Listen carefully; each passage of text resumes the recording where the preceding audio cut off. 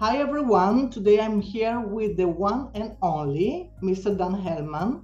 So Dan, thank you for your time. We wanted to do this interview like 2 years ago when you were here, remember? But we were too busy and we had so much fun, so we didn't have the time to record this. And we were melting because it was so hot. Yes, exactly. So Dan Hellman is a superstar for the. I think that there are only two people in the world that don't know you. Okay, you are the man behind the world champions, and you are really a superstar. So I'm so happy to do this one with you to do. So this conversation will be about the past, the present, the future in our industry, in our fitness and rehab world, let's say. Okay, so let's start with my first question. Unfortunately, then we both were born in the last century. Unfortunately, so we started. I wasn't. Well, we are fabulous. But we both were born in the last century. Okay, better. So we started to train people like 20 years ago, maybe a little bit more.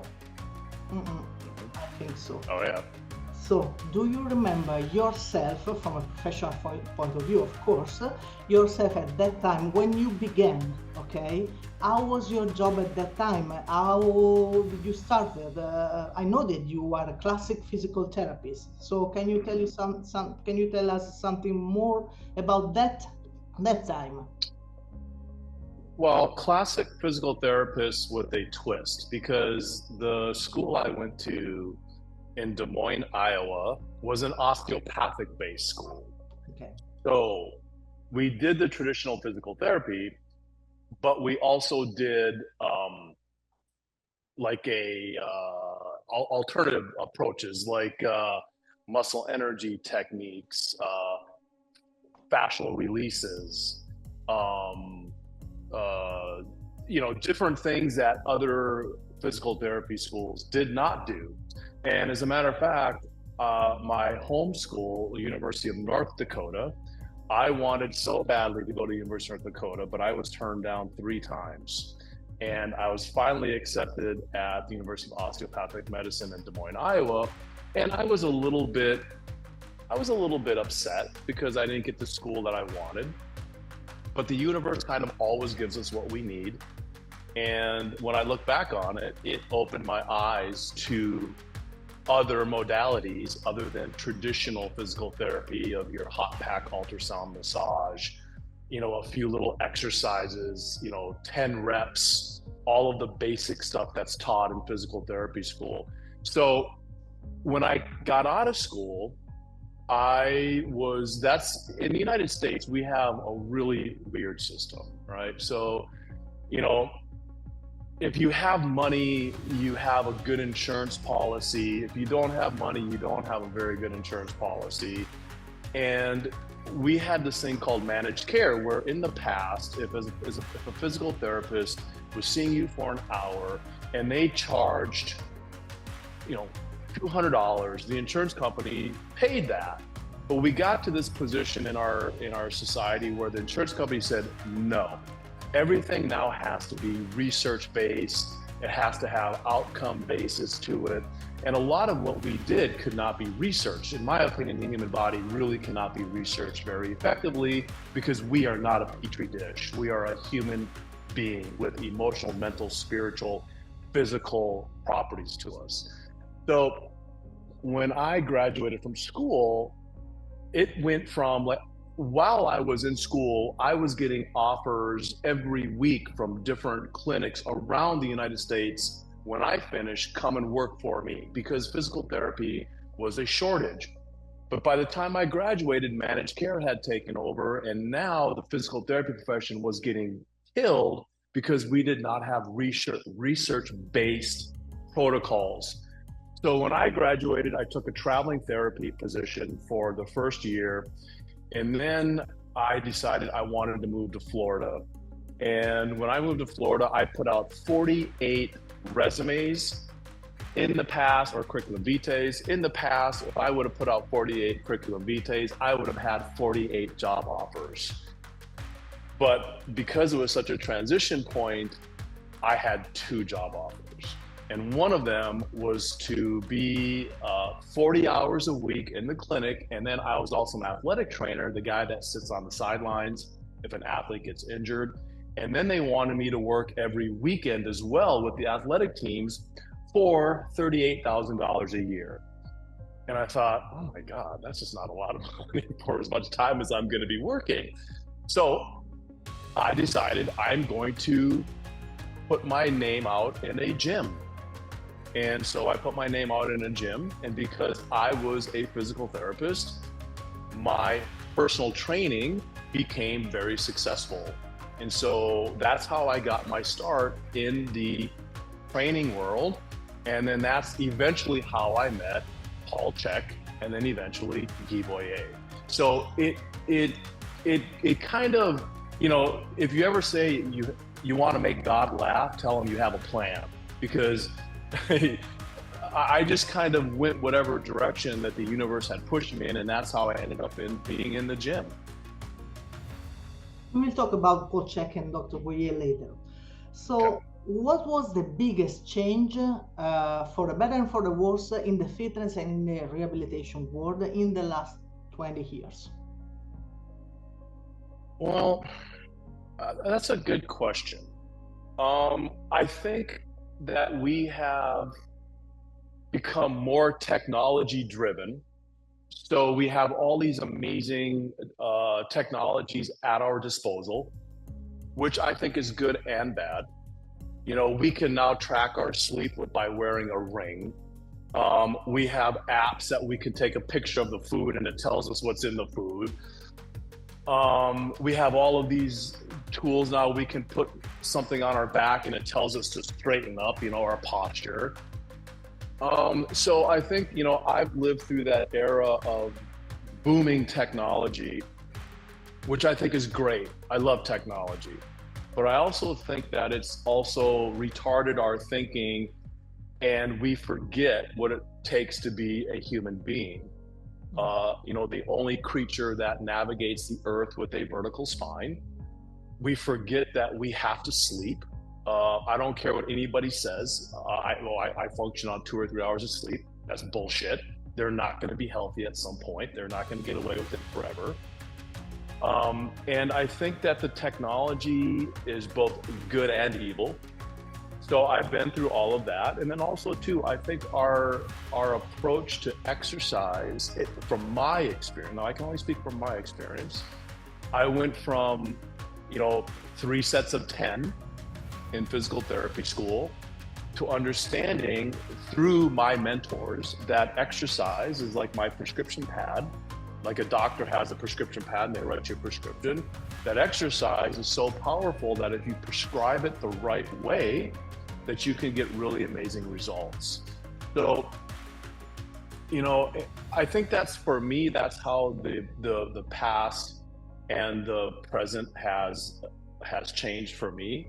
I mean, I went from being a traditional, you know, athletic trainer where whenever the athlete came into the room, we had what was called the RICE principle: rest, so rest. So you needed RICE, you needed to elevate the leg, you needed to compress the leg, and you needed to use cold therapy, right? So we had this little motto that we followed for every athlete that walked in the room. Every athlete that walked in the room, they had an ice pack put on them. And now we know today that that's silly, that you should only use ice for the first 12 hours after an injury. After that, ice is actually a detriment to the body.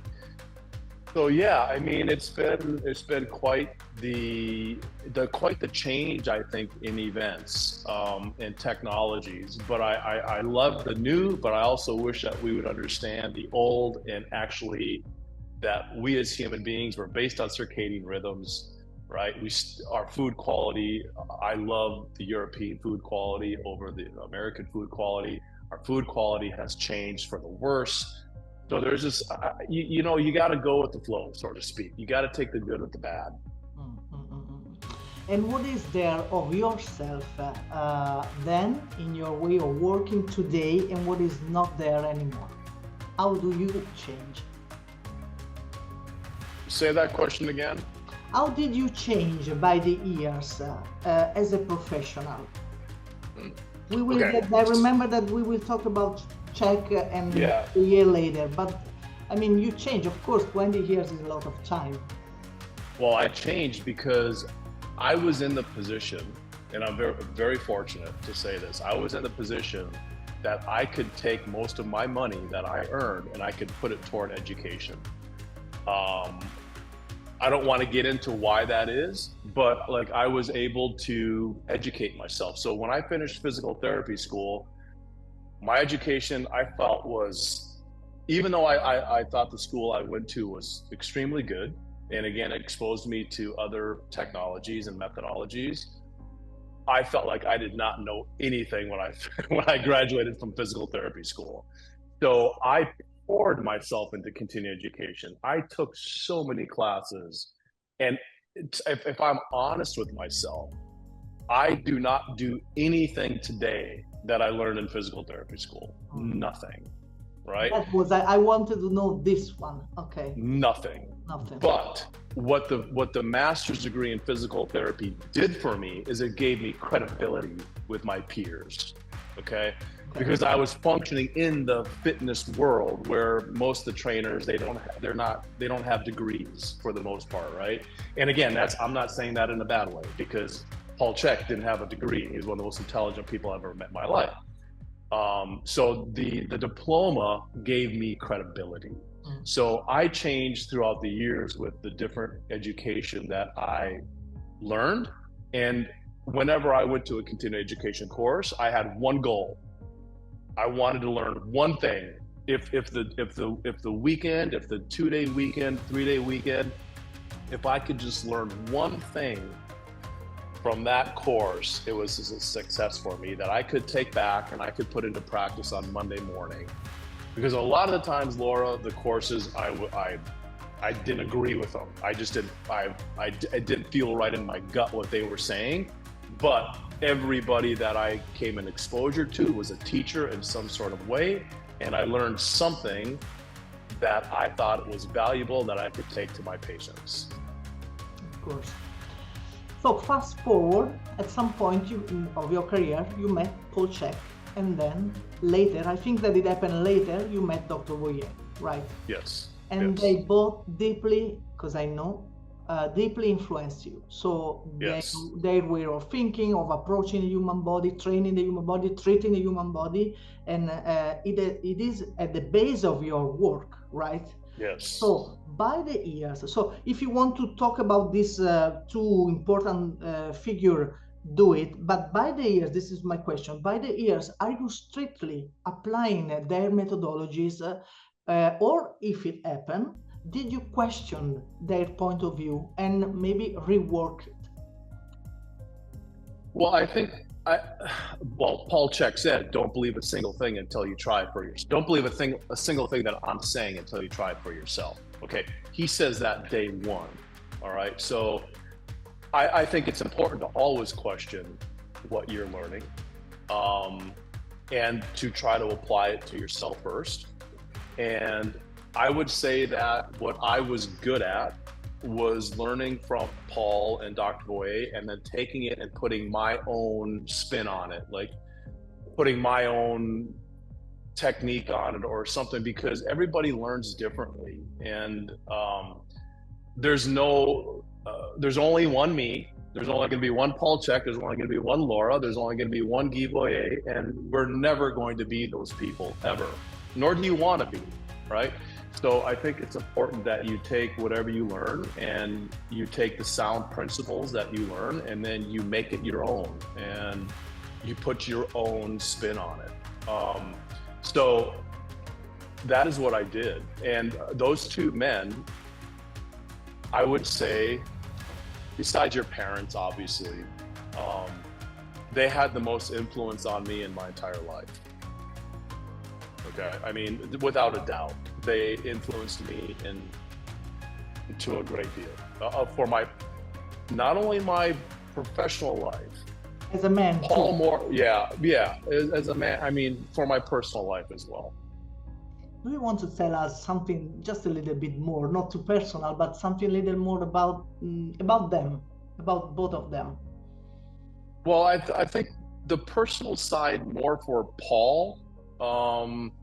I Paul, you know, if you were going to look at the two men, and if you were going to compare the two men, both amazing therapists.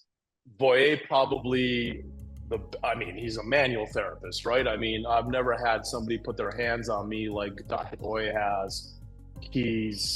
I've never felt anything like it. There will never be another Dr. Boye. Like Paul never treated me with his hands, but Paul had an impact on me on like his book, How to Eat, Move, and Be Healthy, right? It was Paul that taught me that we're not just physical beings, we're also emotional, mental, and spiritual beings. And that had the impact on me in my personal life more than anything. And that I took and I changed ideas I had in my head over family, over religion, over social structures and things like that. With Dr. Boye, he changed the way that I put my hands on people and the way that I practice with people. So two different men giving me I had two different lessons from them in life. And 5 years ago, so during the pandemic, you were one of the first to put together a program on demand, the H3 TV. Okay. So yeah. How did it came to your mind? Because it was completely crazy. I perfectly remember that time. So yeah. You do it so quickly, and how did it came to your mind? Well, two reasons. Three reasons.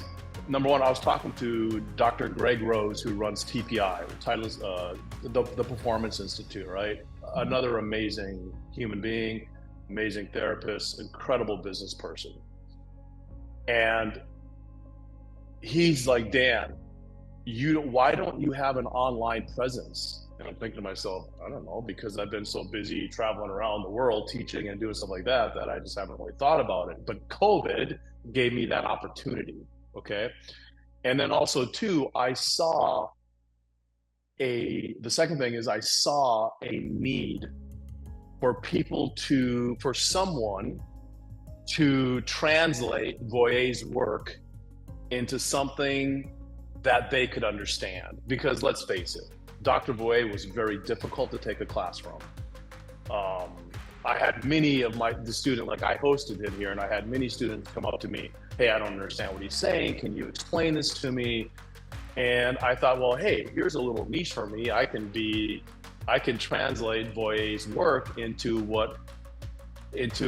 the way I would do it. And, you know, I taught for Paul Chek for many years. I traveled all around the world. So I had a lot of students that knew me and that trusted me. And so I decided that I would take those technologies of Dr. Boye's and Paul Chek's and kind of marriage them together into what I called H3 TV, because I would take Chek's emotional, mental, spiritual aspect of the human body, some of the physical stuff, and I would bring that together with Boye's physical aspect of the human body. And I thought it was a win-win on both sides. This is my last question, okay? How do you see the future of our world, the fitness world, rehab world, and what there is around the corner, in your opinion? Unfortunately, I see our field kind of going into not so touchy-feely anymore, like less touch. Like you can go into spas now and the machines do all the work on you, like rollers and, you know, and then you have the different, you know, the saunas and the red light therapy and, you know, the compressive boots and the laser therapy and I kind of see us going down this path of less human interaction and less human contact. And I don't know if that's necessarily a good thing. I think those that stay in the lane of manual therapy and putting their hands on the human body are going to keep getting better and better and better at what they do. And I think those people are going to be well sought after, because I think as a human being, we all crave the need for touch. And I think when you're really good at that, you can definitely make a good living. The flip side of that is too many times the patient or the therapist comes in and they want to lie on your table and they want you to cure all of their problems To fix them. And we cannot fix anyone. We can help, and we can teach them how to fix themselves. So I'm a little concerned about our future of people just becoming really complacent with their own health and not taking responsibility for what they create moment to moment. So, and artificial intelligence is a little bit scary. I wanted to talk with you about the AI, exactly. I was told last month by a client of mine that he's in the process of developing a technology where I would have my avatar and somebody would be able to ask my avatar a question and my avatar would answer like Dan Hellman would answer, which scared the hell out of me. Oh my God. So yeah, it's fascinating, it's exciting, but it's also fucking scary, to be honest with you. Fucking scary. I agree with you. Yes. I was reading an article about this because we are both on the social media, and as you said, they can create an avatar, as you said, and they can write a post. But I don't like this kind of stuff. I want to write my stuff. I want to make my own mistake in English. I don't care.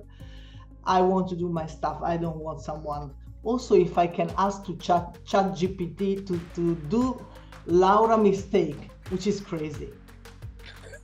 I honestly have not used Chat GPT yet. I don't have it. I don't have the app. I don't never use it anymore. I hear that it's pretty amazing, but again, not only will the AI write something for you, again, you will have an avatar of yourself, and because of the data that they input and because of the algorithms that they create, they ask enough questions.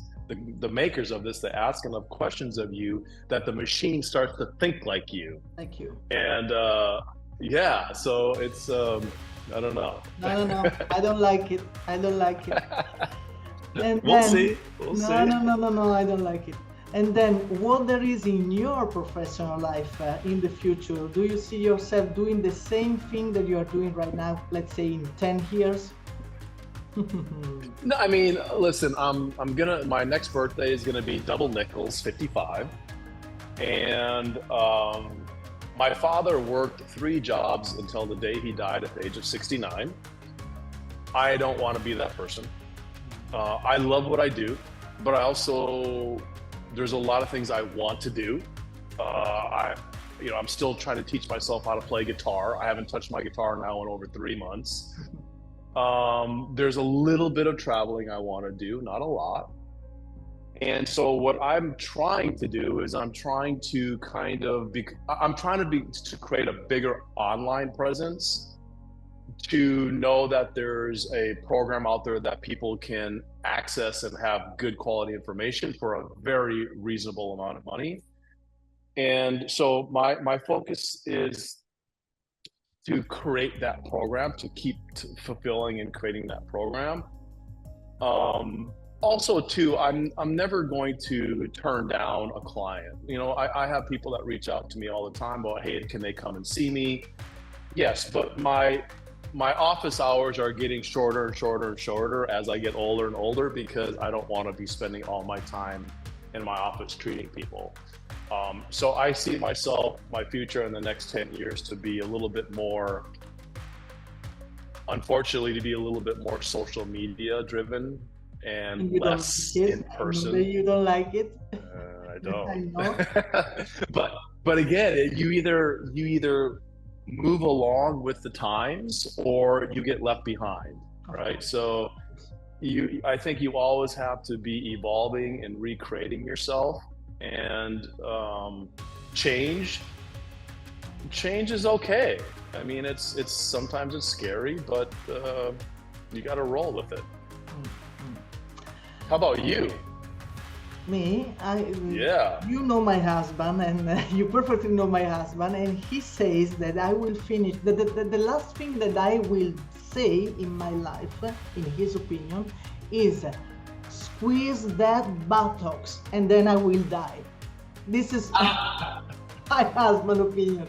So probably I will be here in the next 10 and etc. Good. Doing exactly what I'm doing, probably. I think so. Well, we need you. That's good.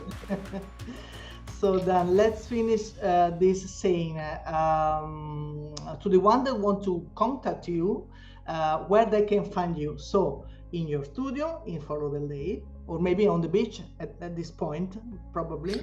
Your dogs. So in the Bahamas. You find me in the Bahamas, my favorite place. So in your studio, or they can subscribe your program on. Yeah. So I just streamlined everything. Everything now goes through a very simple page now called h3bydan.com. And from there, you can contact me. You can see my online program. You can message me. My email is there. My phone number is there. So everything kind of got streamlined. Very simple. I mean, nowadays people don't scroll websites anymore. It's just a simple page. What are you offering? How can I contact you? You know, like Insta, my social media guys, like, oh, we got to keep that video below a minute. I'm like, well, how do I give people information in 60 seconds? And it's just, again, you have to roll with the times, the attention span of people scrolling through Instagram. It's very short. So you need to capture people quickly. I have a video that has over 100,000 views right now because the first words out of my mouth are "stop exercising." No, I know. And it's amazing how people can't. Yeah, but it's amazing how people cannot keep their attention for 60 seconds, and they can understand why I'm saying that. And I'm saying that only because if they have all this other stress in their life, that exercise is another form of stress. That is true. That is true. A lot of people over-exercise, and they either have an orthopedic issue or they come down with a disease or something, right? So, I mean, and I find the whole thing kind of fun. So, thanks to our listener, then. Thank you to you, of course. It's always a pleasure to chat with you. And you too. And I hope to see you again in my studio. And I want to go back to, where were we at when we did the retreat? Where was the place? It was in Merano. Merano, North of Italy. Great place.